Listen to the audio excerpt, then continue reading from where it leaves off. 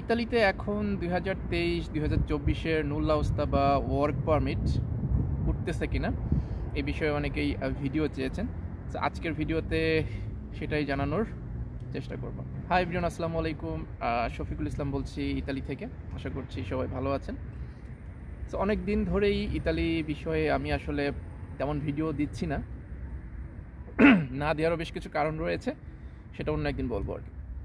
আজকের ভিডিওতে চট করে কিছু কথা বলে ফেলি, যেটা অনেকেরই প্রশ্ন যে 24-এর যারা আবেদন করেছেন মার্চের 18, 21, 25 তারিখে এবং যারা 23শে ডিসেম্বর আবেদন করেছেন তাদেরকে নুল্লস্তা উঠছে কিনা, বর্তমান আসলে আপডেটটা কি। অনেকেই বলেছেন যে নুল্লস্তা ওঠা নাকি বন্ধ হয়ে গেছে, ব্লক করে দিয়েছে সরকার, ইতালি সরকার, আর কোনো নুল্লস্তা উঠবে না, এই ধরনের কথা নাকি ইতালি থেকে অনেকেই, বাংলাদেশে থাকা অনেককেই বলেছেন এবং তারা আমাকে বলেছেন। সো আমি যতদূর তথ্য নিয়েছি, যেরকম কিছুই হয়নি। ইতালি থেকে আসলে নুল্লস্তা ওঠা কখনোই বন্ধ সরি ছিল না, কখনোই বন্ধ ছিল না। তবে অগাস্ট মাসে যেহেতু আসলে সরকারি প্রতিষ্ঠান থেকে শুরু করে অনেক কিছুই বন্ধ থাকে বলতে অনেকেই ছুটিতে থাকে, হ্যাঁ, সেই জন্য আসলে ওই মাসটায় হচ্ছে নুল্লস্তা কম উঠে বা উঠে না আমরা ধরতে পারি। বাট একেবারে যে ব্লক করে দিচ্ছে এই ধরনের কোনো ঘটনা আসলেই কখনো ঘটেনি। আর এখন একটু অনেক বেশি সিকিউরড হয়ে গেছে, অনেক বেশি সতর্কতা অবলম্বন করেছে ইতালি সরকার। এখন নুল্লস্তা মানে দিচ্ছে খুবই যাচাই বাছাই করে। আসলে একটা মানুষ যখন, একটা মালিক যখন নুল্লস্তার আবেদন করে, তখন আসলে তার যে যে রিকোয়ারমেন্টগুলো প্রয়োজন হয়, যে যে ক্রাইটেরিয়াগুলো ফিল আপ করতে হয়, সেই ক্রাইটেরিয়াগুলো তিনি আসলে ফিল আপ করেছেন কিনা সেইগুলো খুবই ভালোভাবে যাচাই বাছাই করে তারপর কিন্তু এখন নুল্লস্তাগুলো দেওয়া হচ্ছে এখন যারা নুল্লস্তা পাচ্ছেন। ধরেন আমি একটা কথা যদি আপনাদেরকে বলি, সহজে বোঝাই, একটা মানুষের লোক নেওয়ার ক্ষমতা আছে 2 জনের, তার যে রেদিত্ব আছে সেটার মাধ্যমে তিনি 2 জন লোকের জন্য আবেদন করতে পারবেন। বাট তিনি আবেদন করেছেন তার ওই রেদিত্ব দিয়ে হচ্ছে আপনার 10 জনের। এই জিনিসগুলো খুবই ভালোভাবে তদারকি করা হচ্ছে, আগে যেটা কিন্তু ওরকম হতো না। সেজন্য এখন নুল্লস্তা উঠতেছে, তবে সেটার পরিমাণও খুবই কম। এবং আসলে ইতালিতে কিন্তু এই ধরনের ঘটনাগুলো বেশি ঘটে।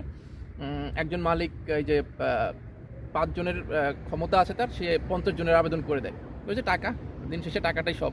এরকম অনেক হচ্ছিল, এখন যেটা আসলে হয়তো বা কমবে এখন। এবং এটা নিয়েও ইতালি সরকার নতুন করে কিছু সিদ্ধান্ত নিয়েছে যে একটা মালিক আসলে সর্বোচ্চ কতগুলো আবেদন সাবমিট করতে পারবে, সেটা নিয়েও কিন্তু সিদ্ধান্ত হয়েছে, নতুন রুল হয়েছে। সেটা নিয়ে আমি একটা ভিডিওতে বলার চেষ্টা করব আপনাদের সবাইকে। সো দ্যাট মিনস হচ্ছে আপনার ইতালিতে এখন নুল্লস্তা উঠতেছে, তবে সেটার পরিমাণ খুবই অল্প। আমি যতদূর জেনেছি 24-এরটা উঠতেছে, 23-এরটা উঠতেছে কিনা এটা আমি আসলে শিওর না। এটা বলতে পারি যারা 24-এ আবেদন করেছেন তাদের নুল্লস্তা আসলে কম বেশি উঠতেছে এই। আর হচ্ছে যদি এমন কেউ থাকেন যে তারা তাদের আত্মীয়র মাধ্যমে করেছেন, তাদের আত্মীয়র ব্যবসা প্রতিষ্ঠানের ডকুমেন্ট দিয়ে বা ব্যবসা প্রতিষ্ঠান দেখিয়ে করেছেন, তাহলে তাদের সম্ভাবনা বেশি। আর যারা বিভিন্ন দালাল ধরে করেছেন, বিভিন্ন এজেন্সি ধরে করেছেন, তাদের সম্ভাবনা আসলে আমি বলতে পারি খুবই ক্ষীণ। কারণ তারা নিশ্চয়ই ওরকমভাবেই করেছেন যে একটা মালিকের লোক লাগবে 5 জন, তিনি ওই 50-100 জনের আবেদন করেছেন, তারা ওই কাতারে পড়ে যেতে পারেন। সেই ক্ষেত্রে তাদের সম্ভাবনা কিন্তু খুবই কম নুল্লস্তা ওঠার। আর অবশ্যই ফেক নুল্লস্তা থেকে সাবধান থাকতে হবে।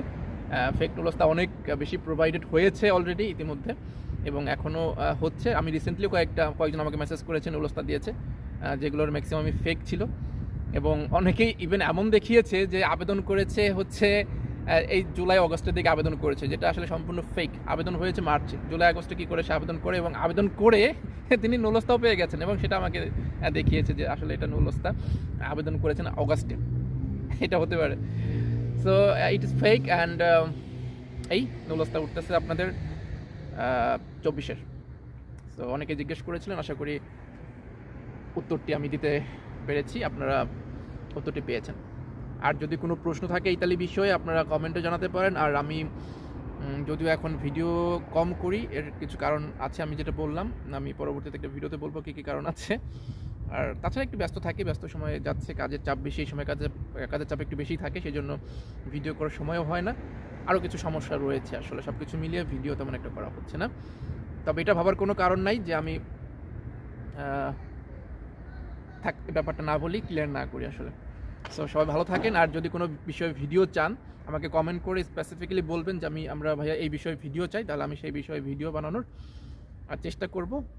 আর সবাই আমার জন্য দোয়া করবেন। আর আজকের ভিডিওটি যদি ভালো লাগে অবশ্যই লাইক করবেন এবং কমেন্ট করে আপনাদের মূল্যবান মতামত জানাতে পারেন। আর অবশ্যই ভিডিওটি বেশি বেশি শেয়ার করবেন। সো সবাই ভালো থাকুন, সুস্থ থাকুন। আল্লাহ হাফিজ। আসসালামু আলাইকুম।